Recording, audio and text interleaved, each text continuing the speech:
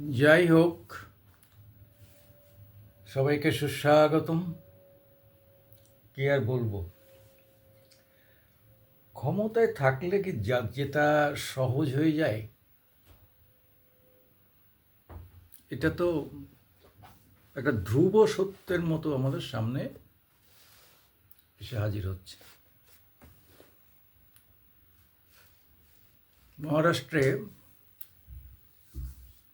যদিও মহাজোটী জোট ছিল, তবুও সেটা বিজেপি বা এনডিএর সরকার ছিল। ঝাড়খণ্ডে জেএমএম ছিল, দু জায়গায় তারা জিতল। পশ্চিমবাংলায় 6টার মধ্যে 6টা, এখানে তৃণমূল ক্ষমতায় তারা জিতল।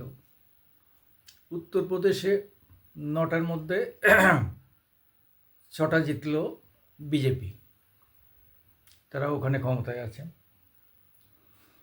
তাহলে ক্ষমতায় থাকলে বাই ইলেকশন জেতা যায়,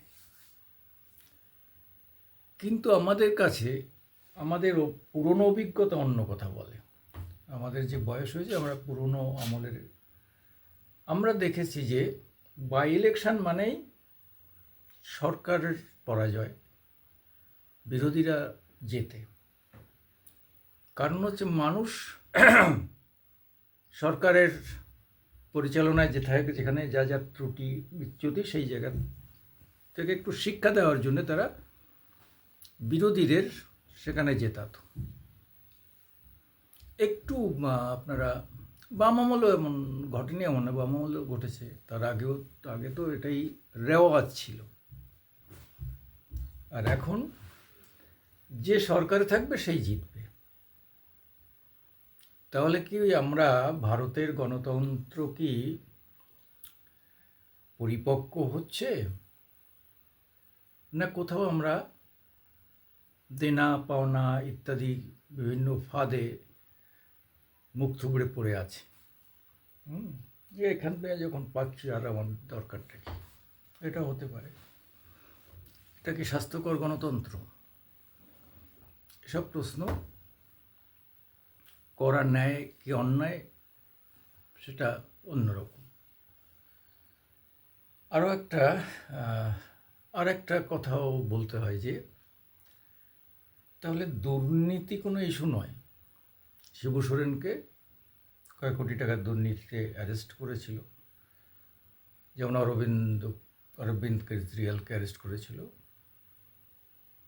এরা জামিন পেয়ে গেছে। তাহলে তাতে তার ভোট আগের থেকে সিট বেড়েছে। আগে যার জেএমএমের যে কটা আসন ছিল, এবার তার থেকে অনেক বেশি আসন হয়েছে।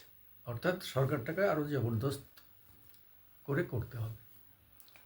সে এবং তার স্ত্রী দুজনে মিলেই জিতেছে এবং তারাই সরকার চালাবে। তাহলে দুর্নীতি, কোটি কোটি টাকার দুর্নীতিটা কোনো মাইনাস নয়। এটাই ভারতীয় গণতন্ত্র, পৃথিবীর বৃহত্তম গণতন্ত্র, 144 কোটি দেশের গণতন্ত্র। আর আমেরিকা হচ্ছে ওল্ডেস্ট, পুরনো গণতন্ত্র। সেখানে কিন্তু একজন প্রেসিডেন্টের বিরুদ্ধে মামলা হয়। ট্রাম্পের বিরুদ্ধে মামলা হয়েছে, সে নাবালিকা কন্যার সঙ্গে সহবাস করেছেন। সম্মতিতে হলেও এটা অপরাধ।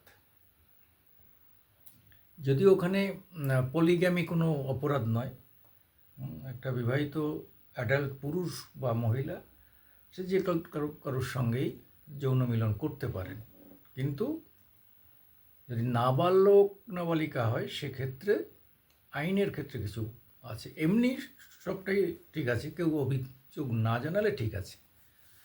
কারণ 12 বছর বয়সের থেকেই দেখা গেছে যে এই ছেলেমেয়েরা সেক্স করতে শুরু করে স্কুল কলেজে। একটা সময় তো আমেরিকা এমন অবস্থা হলো যে কুমারী মেয়েদের অ্যাবর্শন করানোর জন্যে একটা সাংঘাতিক হুড়োহুড়ি, মানে হসপিটাল থেকে আরম্ভ করে নার্সিংহোম সর্বত্র ওভারফ্লো হয়ে গেছিল। তারপরেই একটা প্রশ্ন আসে যে এই অ্যাবর্শনে মেয়েদের শারীরিক ক্ষতি হয়, এই অ্যাবর্শনটা করানো যাবে না, একটা আইনগতভাবে বাধা হয়ে আসে। এটাকে নিয়ন্ত্রণ করার জন্য একটা আইন আনা হয়।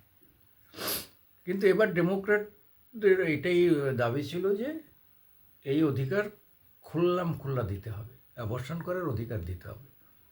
কমলা হ্যারিস তথা ডেমোক্রেট প্রার্থী কমলা হ্যারিস বলেছিলেন যে এটা ফিরিয়ে দিতে হবে, মেয়েদের শরীরের অধিকার তার, কাজেই অ্যাবর্শন করার অধিকারও তাকে ফিরিয়ে দিতে হবে।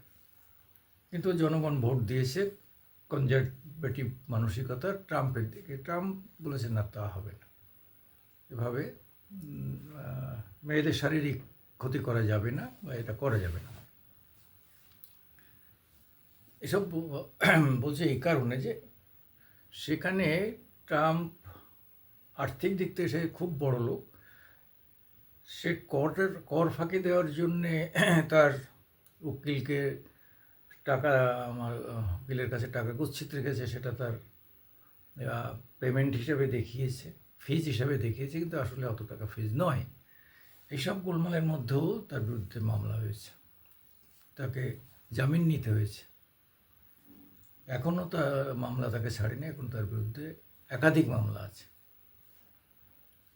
তারপরও সে কিন্তু প্রেসিডেন্ট হতে পারবে, বাধা নেই। কিন্তু আইনের ক্ষেত্রে ছড়াটি। কিন্তু আমাদের এখানে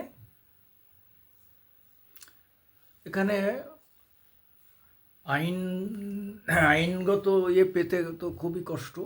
বড় ক্ষমতাবানদের বিরুদ্ধে কোনো লিগ্যাল অ্যাকশান চাইতে গেলে পুলিশ ফিরিয়ে দেবে, তারপরে কোর্ট কাছারি করে টোরে অনেক কষ্টে যদি একটা অর্ডার পাওয়া যায়, তারপরেও দেখা যাচ্ছে সেটাও কার্যকরী হয় না। যাই হোক, যেটা বলতে যাচ্ছিলাম যে তাহলে যে যেখানে ক্ষমতায় আছে সেই সেখানে জিতল, সেই দলই বা সেই জোট জিতল। মহারাষ্ট্রে আগের থেকে বেশি রেজাল্ট ভালো করলো। সমস্যায় পড়ল কংগ্রেস। আদানির বিরুদ্ধে আমেরিকায় যে অ্যারেস্ট ওয়ারেন্ট এইসব নিয়ে রাহুল শেষ মুহূর্তে ভেবেছিল দারুণ কিছু করে ফেলবে, সেসব বাক্স পেট্রা নিয়ে বেরিয়েছিল সিন্দুক নিয়ে, কিন্তু গোহারা যাকে বলে, গোহারা হেরে গেল। মনে হয় 10টা না 13টা সিট পেয়েছিল। এক সময় উদ্ধব কংগ্রেসের সঙ্গে হাত মিলিয়ে সরকার গড়ল,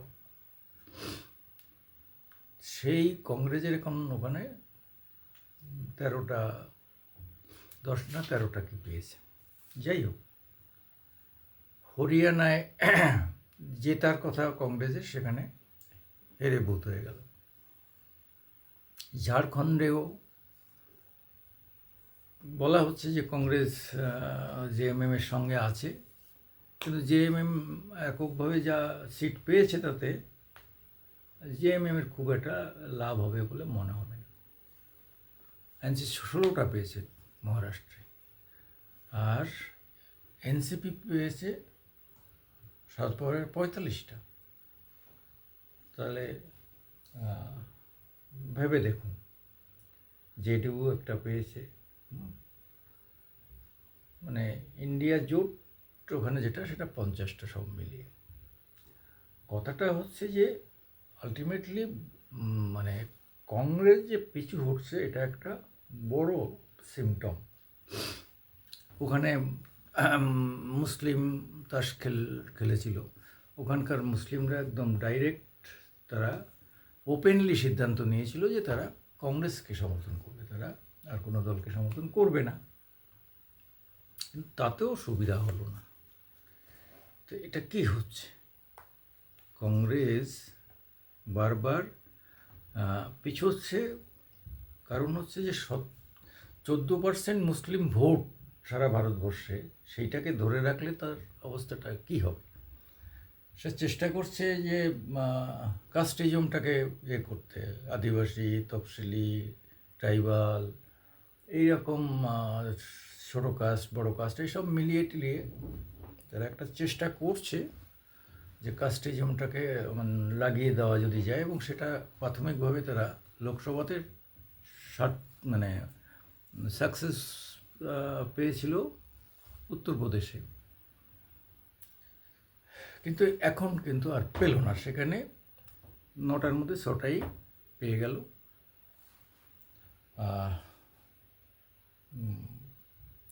আমাদের বিজেপির মানে আমাদের কি সন্ন্যাসী আদিত্যনাথ, ওখানে কংগ্রেস